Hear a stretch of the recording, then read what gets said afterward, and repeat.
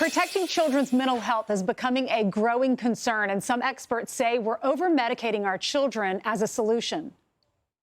What about cognitive behavioral therapy, which actually can focus you, redirect you, and get rid of bad thoughts? That can't be bypassed for medication, in my opinion, like this. This is bringing up a huge epidemic. Two problems: too much ADHD diagnosis, too much early intervention with medications. But other options might be hard to come by as the country faces a severe shortage of child mental health professionals. Only one school psychologist is available for each 1,100 students. Psychiatrist and author of Raising Mentally Strong Kids, Dr. Daniel Amen, joins us now. Dr. Amen, thanks so much for coming on. So grateful that you have me. Thank you. Well, why the shortage? Well, we're experiencing this epidemic of mental health problems. One study, 57% of teenage girls report being persistently sad. 24% have planned to kill themselves and 13% have tried. Since the pandemic, these numbers have skyrocketed and they've overwhelmed the system. I'm a child psychiatrist. We have always been critical shortage specialty. And so there are many things parents are going to have to do at home to help their kids. What are some of your tips? What can we do at home? Well, so the first thing is you have to protect your relationship. The more bonded you are with your kids, the better they are going to do over time. You want to protect their sleep. No devices in the bedroom or bed at night for them. It just steals their attention.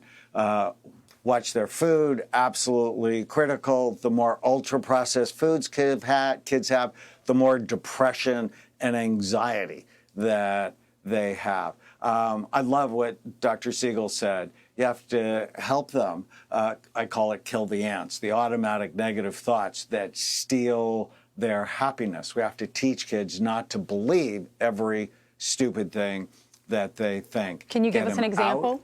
In the sun.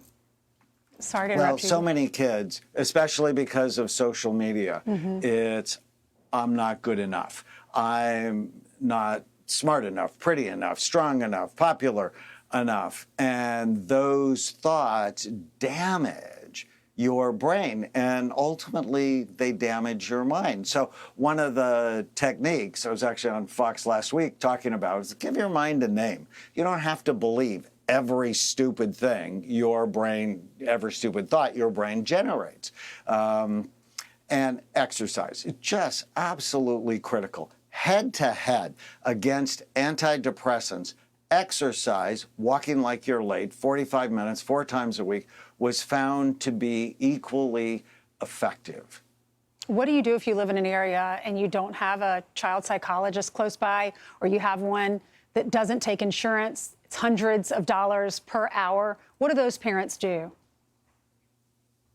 Well, I mean, I think it would be great to read Raising Mentally Strong Kids. You know, as a child psychiatrist for the last 45 years, I put the things parents can do at home. And the truth, Ainsley, is if you take them to a child psychiatrist, they're going to put them on medication. Right. That's, you know, child psychiatrists are the prescribers. Now, when that happened in the early 90s, I'm like, no, that's not me. But by and large, that's the hammer that they have. And I'm just not a fan. I'm working with the White House Faith Office on creating a brain health revolution, because what I've come to believe is most psychiatric problems are not mental health issues, they're brain health issues. You get your brain healthy, diet, exercise, sleeping, not believing every stupid thing you think,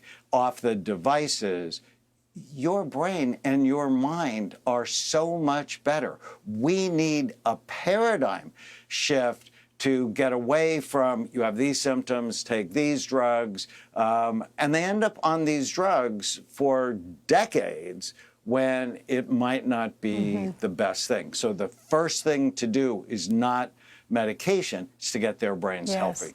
Dr. Amen, thank you so much for coming on. Great advice. I'm Steve Doocy. I'm Brian Kilmeade. And I'm Ainsley Earhart. And click here to subscribe to the Fox News YouTube page to catch our hottest interviews and most compelling analysis.